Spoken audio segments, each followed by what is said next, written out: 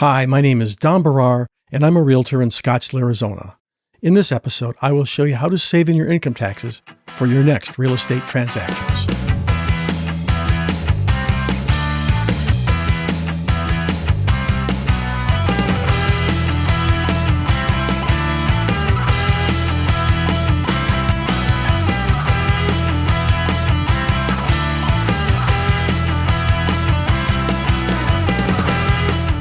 Savvy real estate investors know that Internal Revenue Code Section 1031 provides a vehicle for deferring capital gain taxes when disposing of investment property.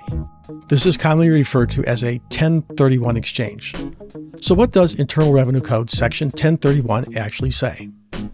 No gain or loss shall be recognized on the exchange of property held for productive use in a trade or business for investment if such property is exchanged solely for property of like kind, which is to be held either for productive use in a trade or business for investment.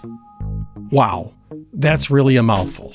In essence, a Section 1031 capital gain deferment requires the exchange of like-kind relinquished property for other like-kind replacement property. Here are some potential like-kind replacement properties: an income-producing farm, commercial building, apartment complex, maybe a factory, a motel, vacant land held for investment, perhaps a shopping center, or another rental property. There are other potential like-kind replacement properties as well. You are not required to exchange a rental home for another rental home. Remember, the important criteria for determining like-kind replacement property is that it be held either for productive use in a trade, business, or for an investment. There are two kinds of Section 1031 capital gain deferred exchanges. In this video, we will review the most common 1031 exchange, the delayed exchange. There are IRS rules in making a 1031 exchange. To be successful in making a delayed exchange, follow this process. First, consult with your CPA or tax attorney and advise them what you are contemplating before taking any action. Next, determine who will be your qualified intermediary. There are numerous reputable independent services for you to choose. Also, some title escrow companies have a qualified intermediary in-house or have contracted with a third party to perform this service. What is a qualified intermediary, I hear you say? While the exchange is occurring, you cannot take control of the proceeds and intermingle them with your other assets.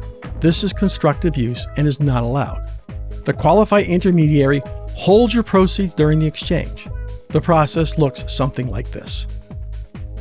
Let's say that you own a rental property and that you want to perform a 1031 exchange. You have consulted with your CPA and/or tax attorney and have decided on a qualified intermediary.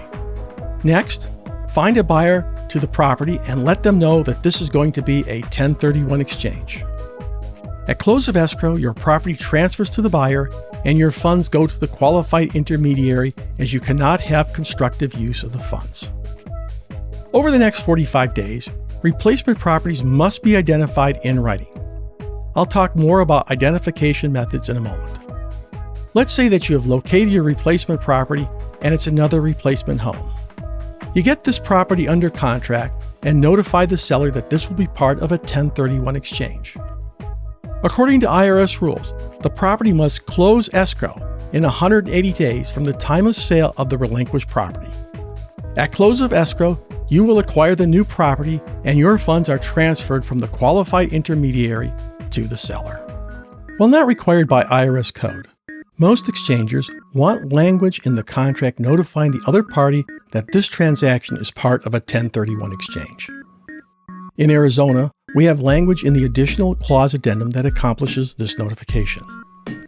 All right then, the last thing we need to discuss is property identification and timing. In order to qualify for the 1031 exchange, the taxpayer must identify in writing, within 45 days of close of escrow of the relinquished property, potential replacement properties. There are 3 rules for identifying replacement properties. The 3-property rule. A taxpayer may identify a maximum of 3 replacement properties without regard to the fair market value of the replacement properties. This is the most common identification method. 200% rule.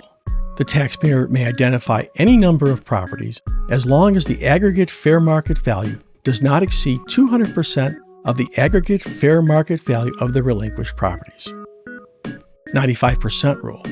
The taxpayer may identify any number of replacement properties without regard to the combined market value, as long as the properties acquired amount to at least 95% of the fair market value of the properties identified.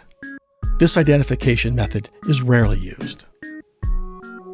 Once the properties have been identified, the taxpayer must close escrow on the replacement properties within 180 days of close of escrow of the relinquished property to qualify for a 1031 exchange. Well, that's it, folks. Again, I cannot stress this enough. Always first consult with your CPA or tax attorney before attempting a 1031 exchange to make sure you do not run afoul of any laws. Hope you found this helpful. If you have any questions, please be sure to post them down below. And if you have not already subscribed, make sure that you do that. And I'll be sure to get you more great videos to help improve your understanding of the real estate process. Talk to you soon.